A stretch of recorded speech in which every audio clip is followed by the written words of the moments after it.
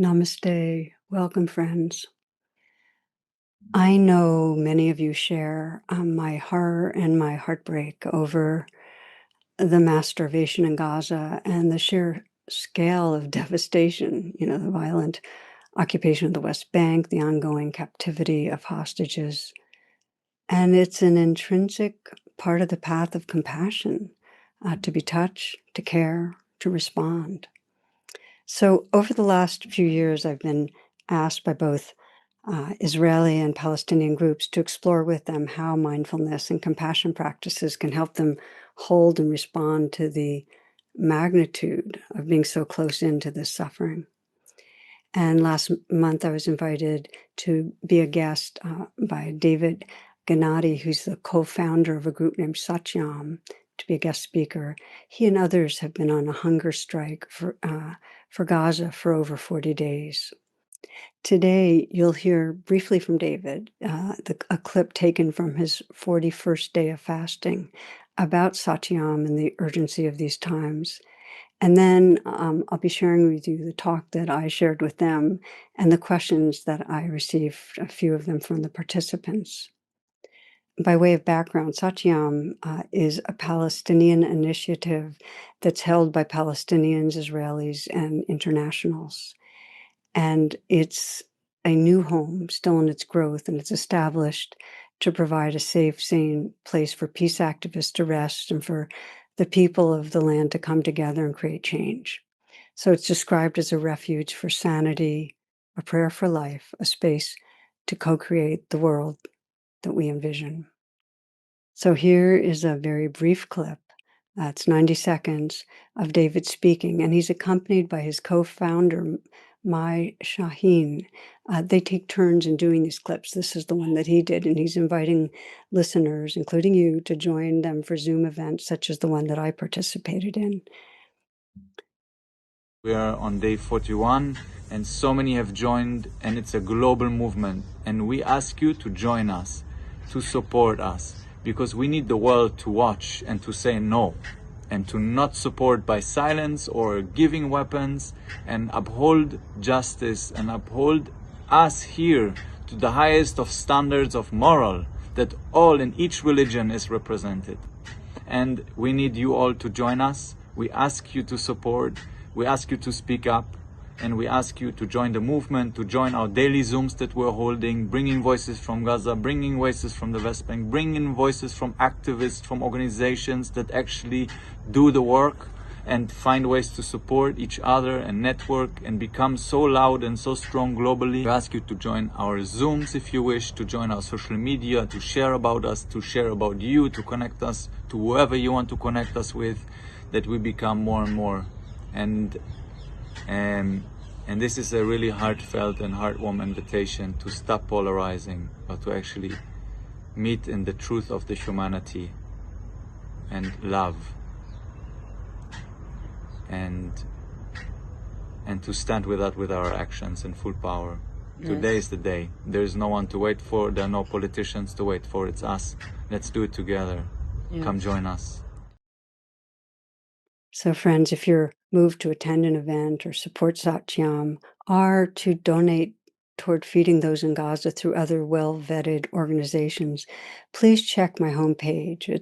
There's an area entitled Support for Palestinians in Gaza, and you'll find many useful links.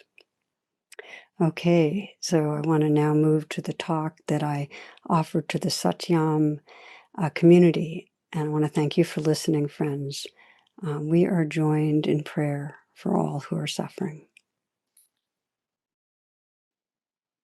I love that this is international, and what most gives me hope is that sense of the ones who can is so grounded in this spiritual truth that we're connected. One life. I love how Bill Hooks puts it, that the moment we choose to love, we begin to move towards freedom, to act in ways that liberate ourselves and others. So I feel like there's this choosing to love. And the reality is we're not alone. And it's so easy to feel alone. It's so easy. It's so much our conditioning to forget our belonging. That is the trance, right? That we forget our belonging to our inner life, to this earth, to each other. So I'll speak a bit about what is helping me, kind of feel like waking up through all of this. I mean, here in the United States, and I know some of you, I looked through, some of you are from the United States. We're in this very sharp, rapid descent into, militarized authoritarianism. The progressive movement is fragmented and shocked and paralyzed, and you know it, right? There's such conditioning right now, and I'm just bearing witness.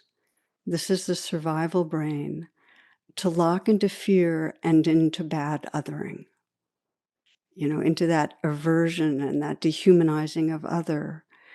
And I know you're aware because I'm hearing this from May, from David, that if we don't know how to shift from that sense of a bad, evil other into that sense of we, from I to we, if we don't know how to shift into a heart space that can hold others, we can't bring healing to our world.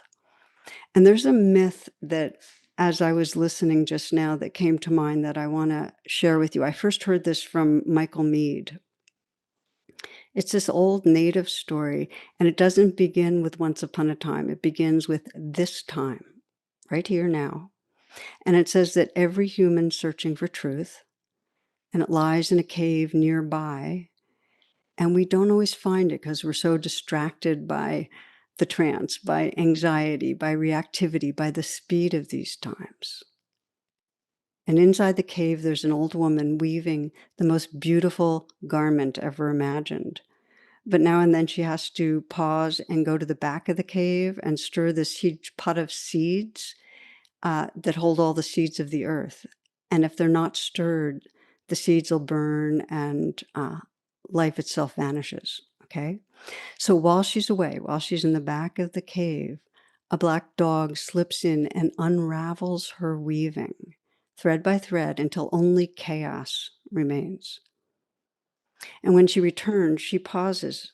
It's not in anger. She comes into stillness, into presence, into deep inner listening. And then she picks up a thread. And in that thread, she envisions an even more beautiful garment, one that didn't exist before the unraveling. This is possibility. And the elders say, don't curse the dog. And I know you're tracking this. Don't curse the dog. I mean, if nothing fell apart, nothing new could be imagined. The old woman is the world, the dreaming force of the world, imagining itself into something new and better. So, my friends, when things fall apart as they are now, that dark night of the soul, it's an invitation to do just what Satyam is established to do, which is to pause and arrive here in stillness and presence, and to do it together. Because that's where the remembrance is, to find what thread it is for ours to lift so we can reweave the world. And like the woman in the cave, the first step is to come into presence. Otherwise, it's our conditioning to blame the dog. It's so quick, it's so fast, it's so deep to create a bad other. So our minds might say, yes, the enemy is the systems of harm, but we end up blaming humans. We blame ourselves, we blame people in our close-in circles, we blame. This is what I want to spend a little time with, how we can wake up from the bad othering that keeps our hearts in trance and that fuels more unraveling, wherever we find it. For some of you, you might know that you make yourself wrong in a way that's harsh and cruel. And for others, it's just so hard to hold the grief of what's happening that there is anger and hatred towards perpetrators, whatever the bad othering. So we'll do a practice that I love of awakening compassion when we're in that trance, okay? I'm imagining that most everyone here has some form of meditation or prayer or way of tending or healing. So what I'm going to do is just share two key elements that feel crucial in waking up from that trance, blaming the dog, feeling this us, them, to come into an inclusive heart. And I'll tell you the two steps and then I'll just kind of walk through them a little. The first step is learning how, when we're triggered, to go right into our inner life and hold it with kindness. And the second is how to see past the mask when we've got a kind of bad other going on. So I'm going to share personally that, like many, I get caught in the trance. My pattern of reactivity is I bad other when those that are the most vulnerable are violated. That's the reflex, is just an anger, an aversion, like when children are violated right here in the United States, billionaires just cut USAID. It's already estimated to have cost the deaths of 200,000 children, living precious beings, gone. And then daily, and so many of you are so close in that I need to name the buffer of privilege so that it's not as traumatizing, but still breaks my heart. What's going on in Gaza? Just today, reading the paper, it's just unbelievable, unfathomable, horrible.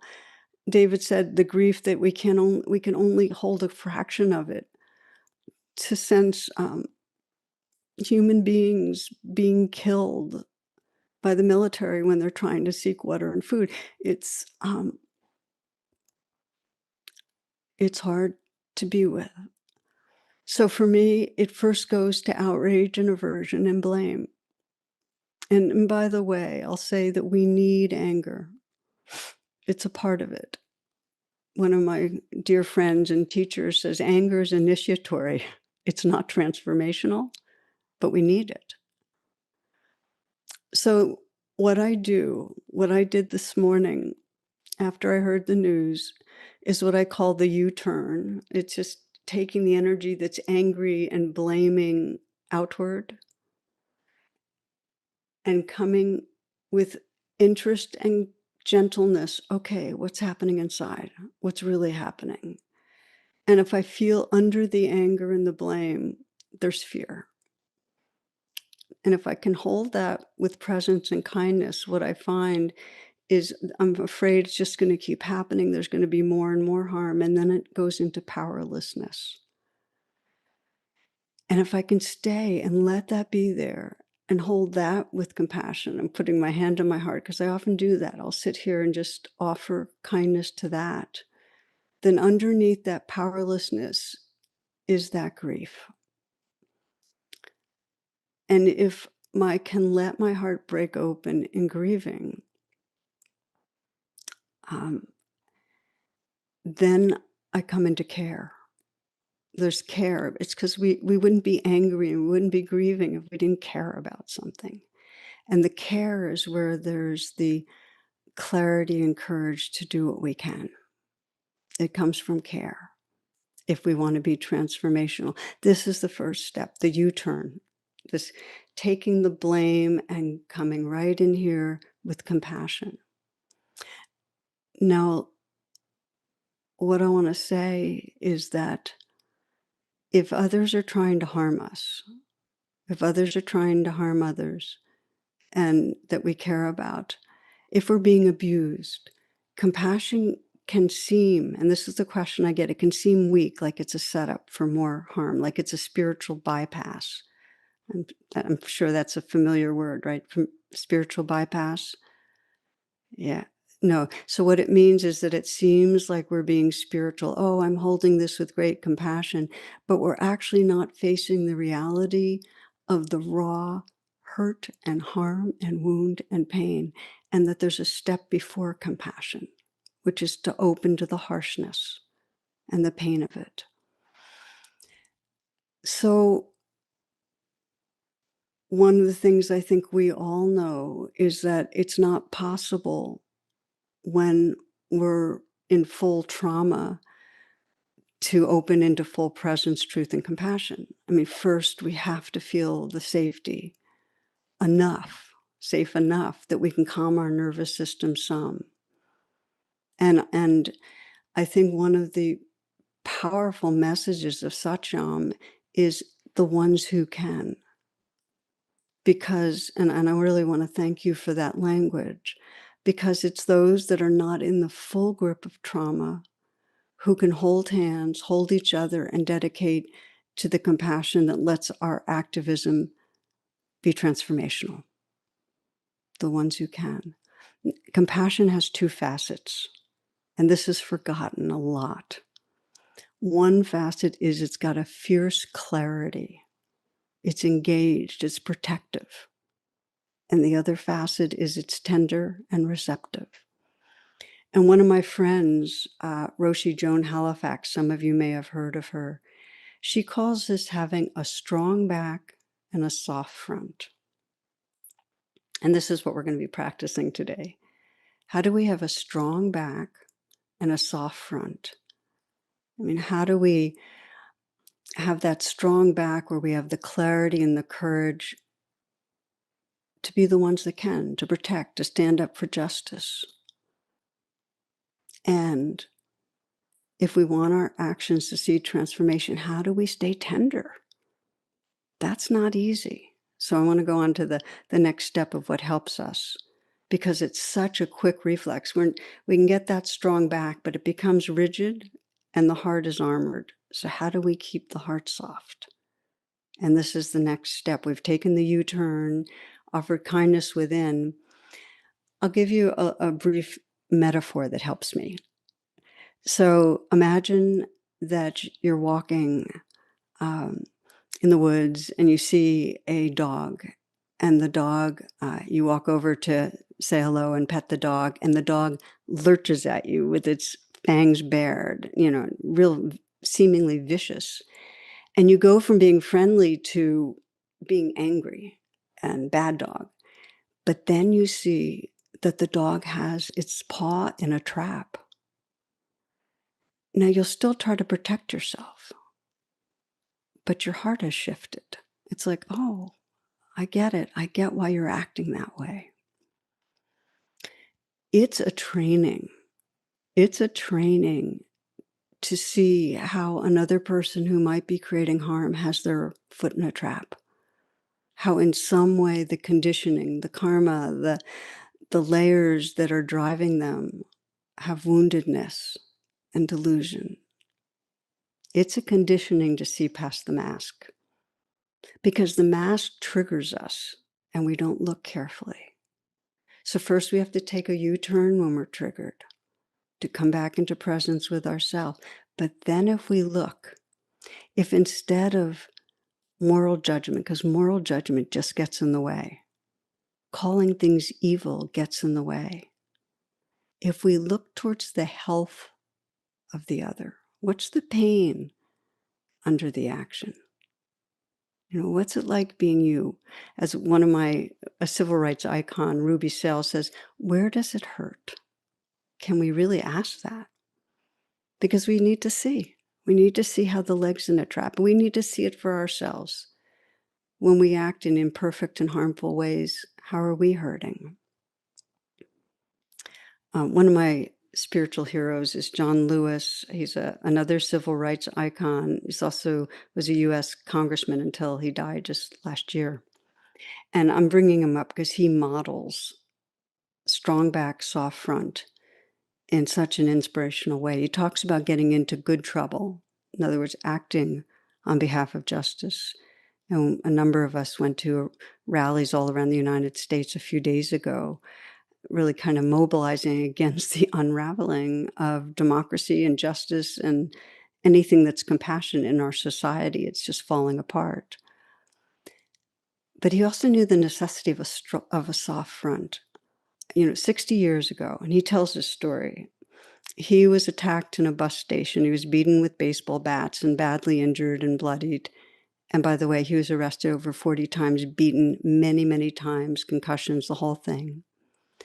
And in keeping with nonviolence, each time he didn't fight back.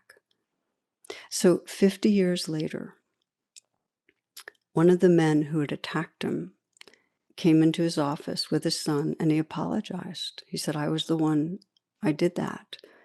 And they embraced and they wept. And John tells this story, and then he says, people can change. People can change. David was just talking about it's possible. We humans can evolve towards caring. We can learn to see past the masks, to see what's driving people. We can learn to really see the goodness, the sacredness in each. And I feel like it's courageous to trust this, that we can evolve. And it gives us wise hope. Share one more little story, which is that we've been having a lot of floods here in the United States. Last year, a whole area of North Carolina was flooded, and friends in my friends in the meditation community were there. This was right before the election of Trump, last fall, and everything was so bitterly divided. People couldn't talk to each other. It's even more bitterly divided now, mistrust, hatred. So a man from the meditation community parked on a bridge to look at the damage of the flood. And another car had parked, and he noticed the bumper sticker. It was a MAGA bumper sticker, Trump bumper sticker. And a woman from that car was standing and also looking at the bridge, so he stood by her. They turned to each other, and they just had tears in their eyes, and they hugged. People can change. We can realize that we're facing the floods together. We can care and join together. And as we know, when there's violence and trauma and delusion that's gone on for so long, it takes time. I mean, some of you might know of Arya Ratne. He's a spiritual leader from Sri Lanka. He just died. I met with him about a few months before he died. He's considered the Gandhi of Sri Lanka. After 24 years of civil war, horrific civil war there, he created a 500-year peace plan. Former enemies helping each other to recover, but it started right away. So that's the prayer. Maybe our grandchildren, the grandchildren of those who seem to be the enemy, they can hug and work together. May's prayer, your child's mine, mine is yours. That sense of living in the garden of our shared belonging and beginning. So beautiful. So we plant the seeds today, as David said, and each day with presence, with compassion, and like to practice a meditation with you that is in the spirit. Rumi puts it this way, he says, your task is not to seek for love, but to seek and find all the barriers within yourself that you've built against it. So this is a meditation to see the places we create divides, where we are bad othering, and to come into presence and compassion there. So if you'd like, just as a way to begin the meditation, take a moment to move. In other words, stretch your body, move your body, take 20 seconds listening to your body so that when you come into stillness, you're actually awake in your body some.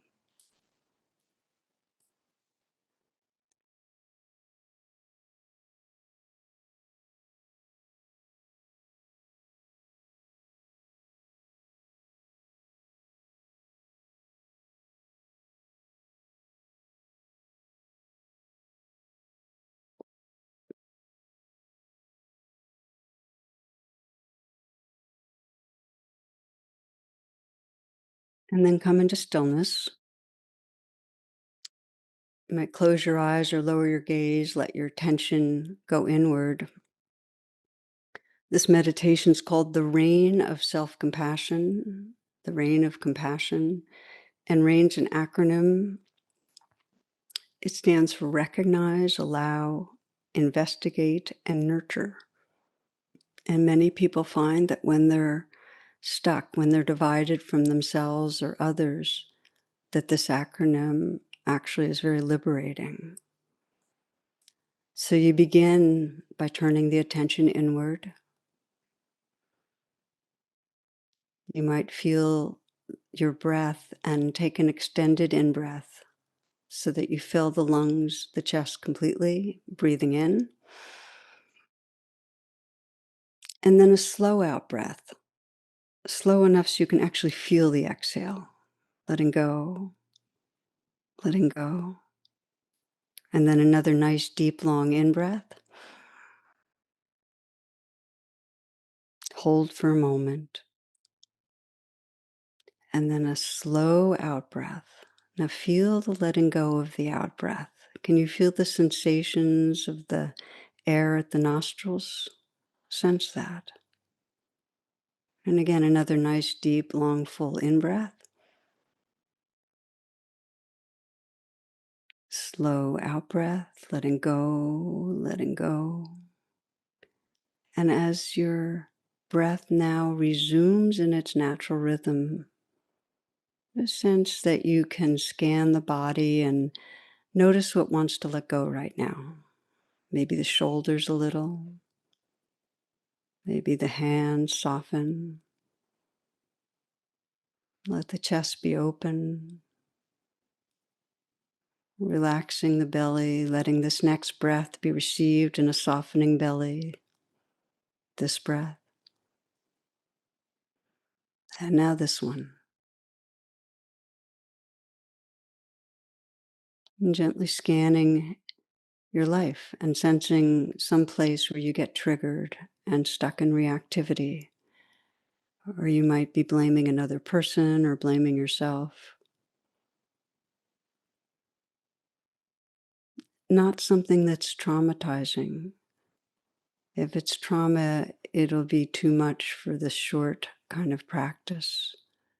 But it could be something where you're reacting, bad othering, reaction to the violence and suffering around you.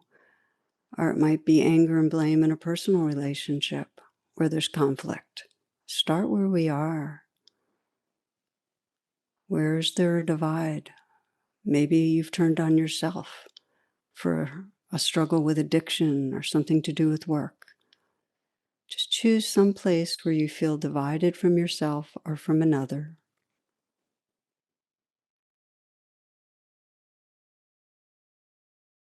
And allow yourself to find a situation that really epitomizes this, that shows this. It could be something that's going on outside of you. It could be an interaction that you're having, some of your own behavior. But find a situation that triggers that sense of bad other, bad self. And like you're watching a movie, go right to the frame where you feel most reactive. Maybe you're seeing the look in another person's face or the sound of their voice you're hearing. But sense the worst part of this, whatever's the worst part of this situation, what you're most afraid of or upset about. Because this is where we go into trance. Freezing the frame. We begin RAIN with recognize, and that means name whatever emotion's most predominant. Mentally whisper it or whisper it out loud. What's the emotion? Is it anger? Is it fear? Is it hurt? What's going on? Embarrassment, shame, hatred, anxiety. And the A of RAIN's allow, which means Just let it be there. This isn't a time to try to fix, change, get rid of anything. Think of it like a wave in the ocean and just sense this belongs. This anger or this hatred, this fear, it belongs. Investigate means you ask, well, what most wants attention inside? Maybe you might sense, what am I believing when I'm feeling like this? Is it that more harm and suffering is going to happen? That something's wrong with me, something's wrong with another person, with life? Feel in your body what it's like when you're believing this, that something bad's going to happen, something more, something horrible, something's wrong with you, something's wrong with another. How does that in your body? Feel your throat, your chest, your belly. And it's helpful if you put your hand on your chest. And if you've never done it, it's actually a very powerful way of staying connected somatically because we leave our bodies. So use your hand to anchor yourself. It's also a gesture of compassion. And sense where you feel most vulnerable. What's the worst part of this? And you might experiment, if you've never done this, by making the facial expression and the body posture actually an expression of how you are when you're in that reaction, when you're feeling bad othering, bad self, anger, fear. If you can get your body in that position, maybe your shoulders are hunched over, maybe your jaw's tight, maybe your hands are in fists, it'll help you connect with what really goes on when you're in that trance of reactivity. We have to see it and feel it to wake up from it. Now ask the place in you that feels most reactive, most vulnerable, what does it need? How does it want you to be with it? Does it need to feel trust that it's loved, accepted, forgiven, safe? Does this part need to trust your own goodness? Trust it belongs to others? Does it need to feel held?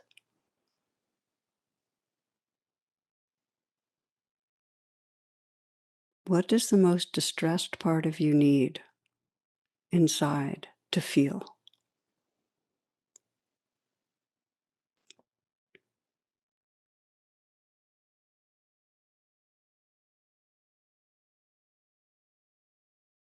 Now take a moment, take a few full breaths, and call on the wisest, most awake, loving part of your being. You might call it your high self or your Buddha nature or spirit that dwells within, but call on that wisdom and love, the universe's wisdom and love that lives through you. Or if it helps, call on a spiritual figure or a trusted other, but call on wisdom and love. And as you attune to the inner part of you, sense what it needs and offer it. Just offer some words of comfort that are healing. It might be simply, I'm here and I love you. You're held in love. I'm not leaving.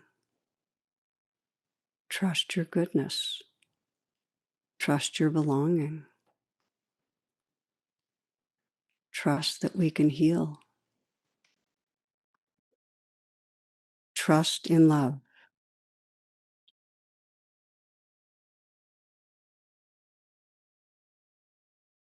And let yourself connect with the vulnerability inside you and receive what's offered.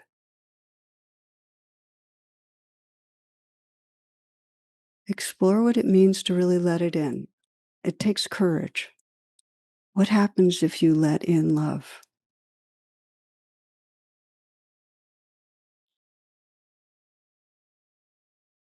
What happens if you imagine and sense light and warmth washing through you? As Rumi says, don't turn away. Keep your gaze on the bandage place. That's where the light enters you.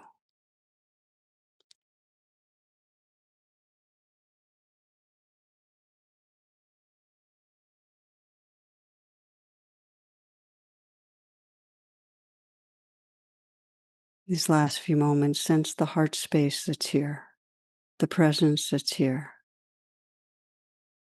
who you are when you're not caught in the sense of a angry self or a hating self or a ashamed self, but rather resting in heart space, who we are when we rest in heart space.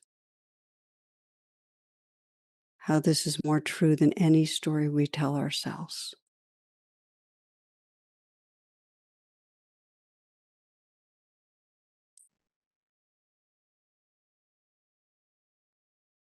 L. Arnault says, do not be dismayed by the brokenness of the world. All things break, and all things can be mended, not with time, as they say, but with intention.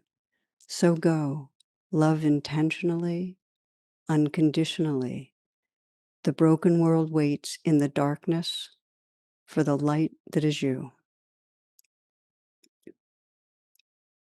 Let's hear a few voices before we close together. How was that for you, this journey that Tara took you on? Where did it take you? And also maybe what are some gems that touched you or that you want to bring to our community? It was a really deep journey today with Tara. I really, really love this. It touched me in many ways. And in the meditation, it was like there is something, and I can't. I just sense the surface of it. It's really hard. It's like a hard. Yeah, something hard like a ball, but a hard ball, and I can't come inside. And when I say something like, I'm there because I really I hear this voice, I am here. And in the same time, I don't feel that it comes inside. And this was a little bit, I was sad that this is like this, and I just stand with this feeling of this hard surface and just feel. I just want to feel more this hard surface, and this was important for me. And I do it also in my group. They supported me into feeling this surface with me together, and just stand with it and don't find an entry in this. So yeah, I just want to share this. And also, I've got a little question to Tara, because what would you do? Is the question, what would I do if I encountered that hard surface? Yeah, and you don't find something, even when you say something from this voice, and you hear it doesn't touch something inside this. What is the next step for you? Yeah. Well, I first of all, I want to really thank you for bringing that up, because I feel like that happens to a lot of us, that there's something in there that may be tender, vulnerable, but what we really are contacting is that kind of hardness, that wall, that surface. Is that what you're saying? So what I encourage you to do is say, this belongs to the surface, to the hardness. This belongs. Thank you for trying to protect me. Mm. And how do you want me to be with you? And just try that right now for a moment, Felix. Just if you just bring sincerity and just say, okay, this belongs. Thank you for trying to protect me. And just notice what happens. Mm.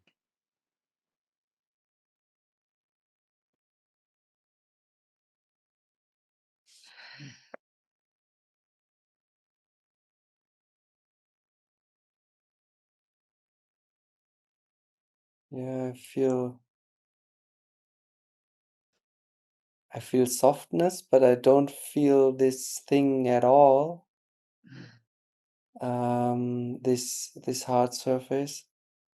So in this moment, I'm not at this point, I think, where I was at in for 15 minutes. So And that's yeah, so that's really natural, like, things shift. But if you want to stay present with yourself, really respect when it comes. yeah, this was so nice to hear that, to honor it. Yeah, yeah, Thank there's some I just think of it as kind of a yes meditation where you're just saying yes to reality, and Yes. the yes can get very gentle, very tender. This was So nice. This yeah, was nice to receive. Thank you. yeah, thank you, dear.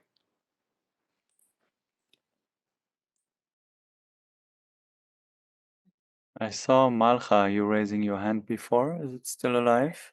Yeah, well, one of the word gem is coming. I don't know if it's a gem or, but just that one thing that came through our group is how we can get sick when we don't speak the truth that we know.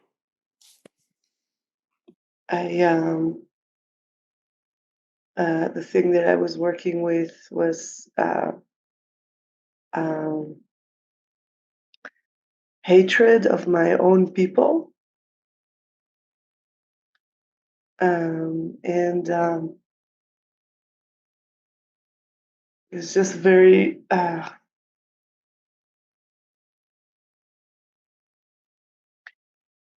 It's just really interesting. It's like one.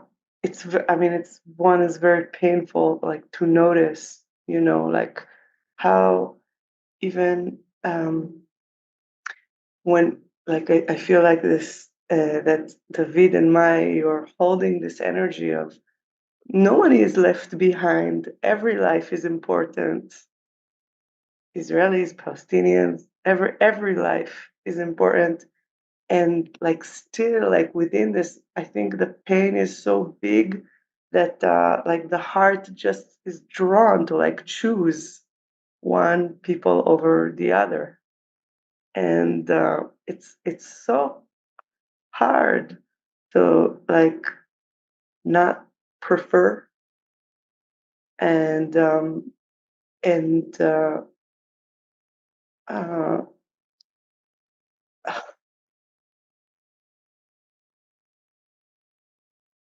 and I noticed that underneath this anger and this hate that comes up is a huge fear, um, survival fear, um, survival as a Jew. Um, so it's I hope I'm understood. Um, I'm really appreciating what you're saying because you're speaking a truth that we do prefer, and we do get drawn to where the anguish is, and we do harden to where the delusion is. And I think the first step is to forgive that and allow that this is just the way this heart is right now, just to say permission to that. It doesn't mean you're going to believe it or be possessed by it, but you're just honoring that this is a current in reality, that your nervous system is feeling this. Give permission, because you're already seeing past it, just seeing the fear that's underneath it. You're already moving through it. yeah,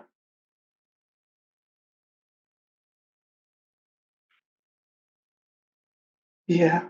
I really I wish for myself to love my people at their worst. Is it okay if we bring on another person? How you want to? Yeah. Thank you for bringing this truth for us to recognize it in ourselves and to be with it, with you.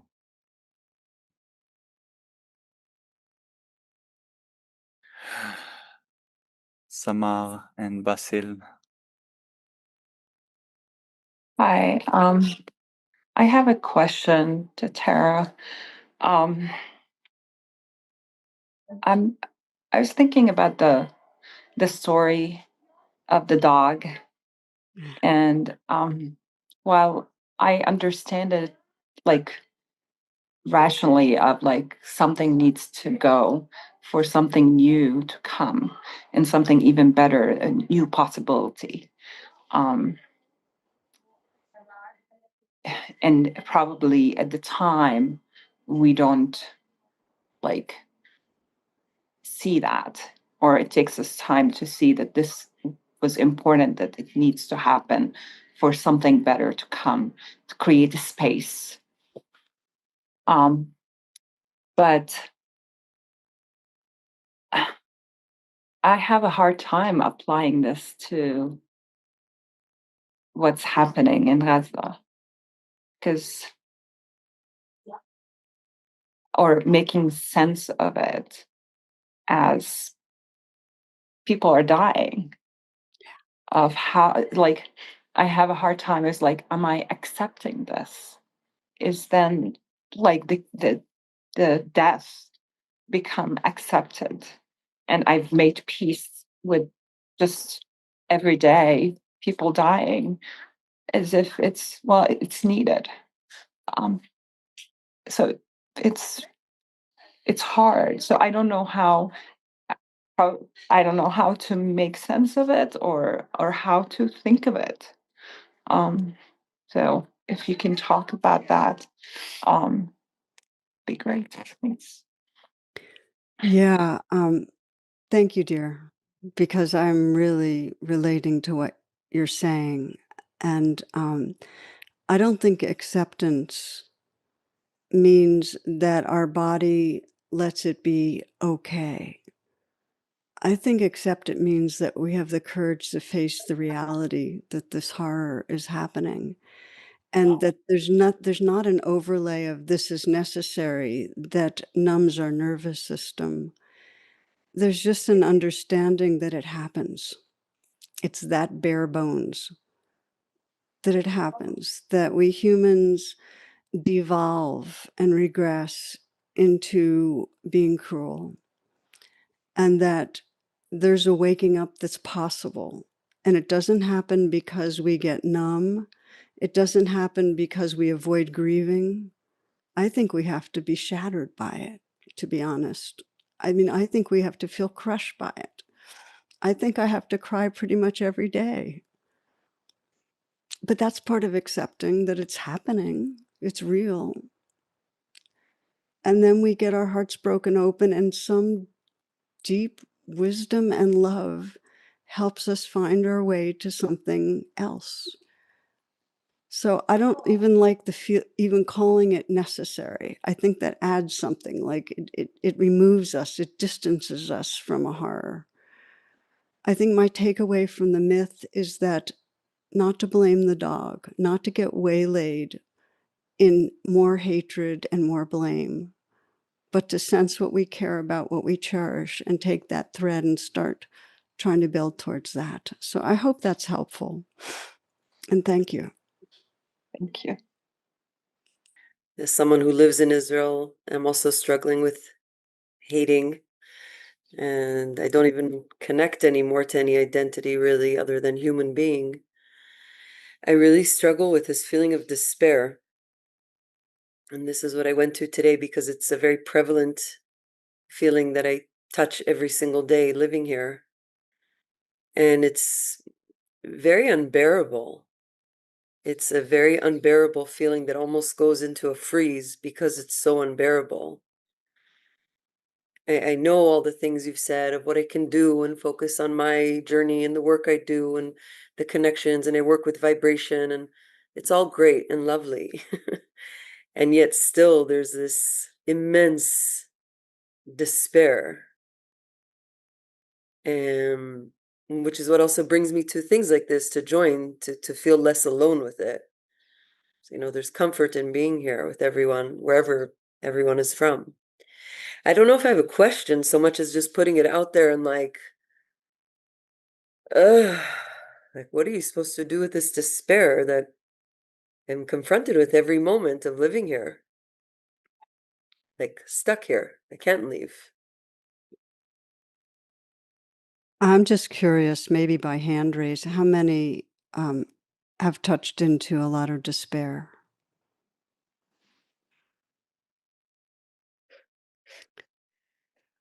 Everyone. Yeah, yeah.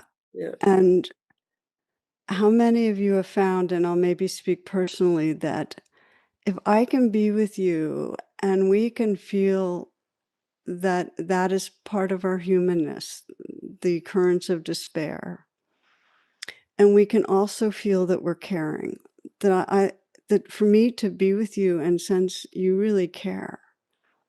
And there have been beings on this planet throughout that have really cared, and there will be beings in the future.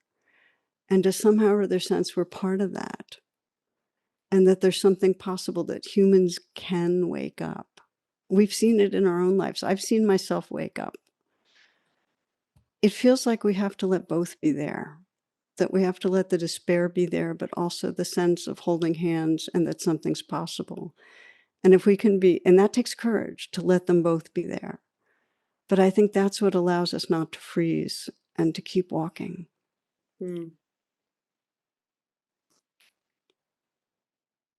Yeah. I want to quote actually a friend, a dear friend who lived with us in Ikome, in the first community we were holding, where Palestinians and Israelis were living together. And she's half Palestinian and half Israeli and Jewish.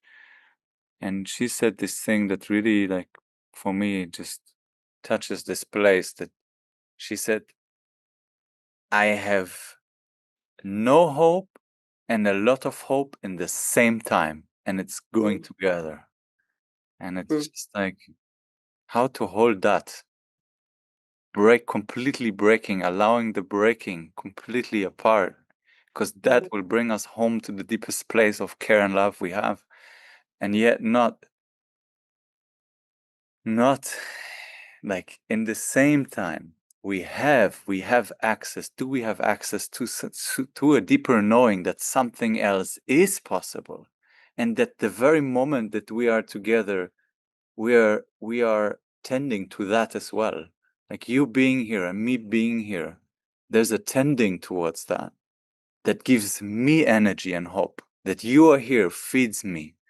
That you're all here makes me hold that place more alive in the same time. And yeah, I just wanted to bring her in because for me she held this so beautifully. Yeah. Yeah, I can relate to that. Oh, thank you. Yeah. Thank you. Thank you, Tara. So we're a little bit over time, and there's another hand that was raised from Gil, and I wonder, like, Tara, do you want to take another voice or?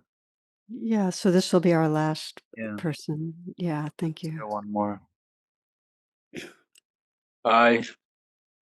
Uh, as every time I get the privilege to be here and be in this talk, and today, thank you, Tara, and thank you, everybody. It's a big talk today. I would like to say something also about despair. Today, a friend told me, a very close friend, Palestine from Israel from 48, that being despair is a privilege, that someone who can be despaired. And I only am with close contact with few people from Gaza. And in the last few days,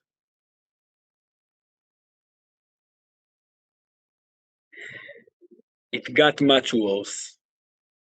And I have a privilege here to be despaired.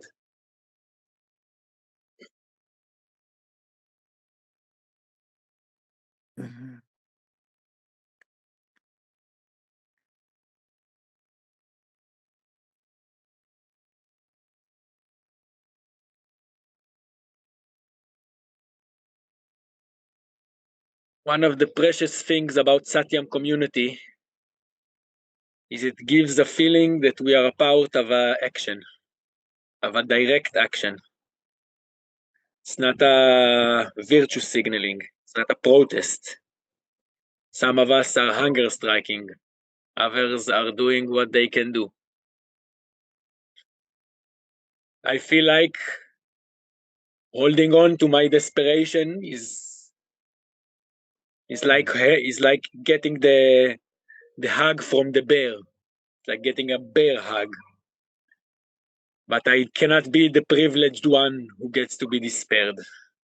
And whether you are hunger striking, whether you are writing a love letter to your congressman or woman or senator, those of us who are not here in Palestine, we must do something. Direct peaceful action. Desperation, I struggle with it all the time, but it is our privilege to have.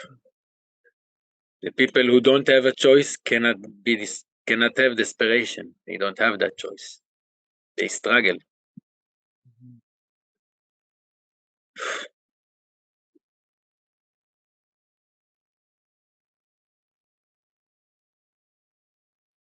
The whole world is so despairing times.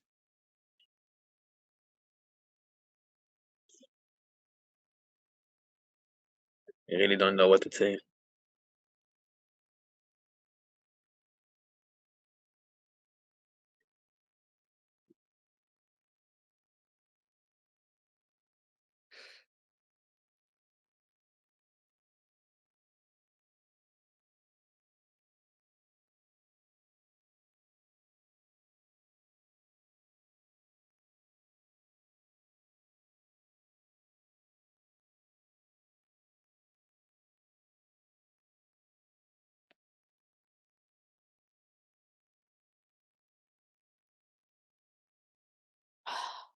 Thank you for bringing your pain and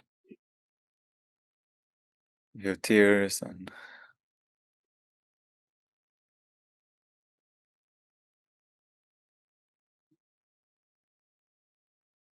and struggling for words, because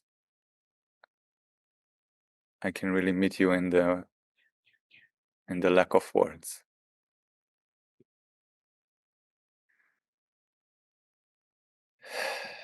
Yeah. Thank you. I honor you, honor your heart.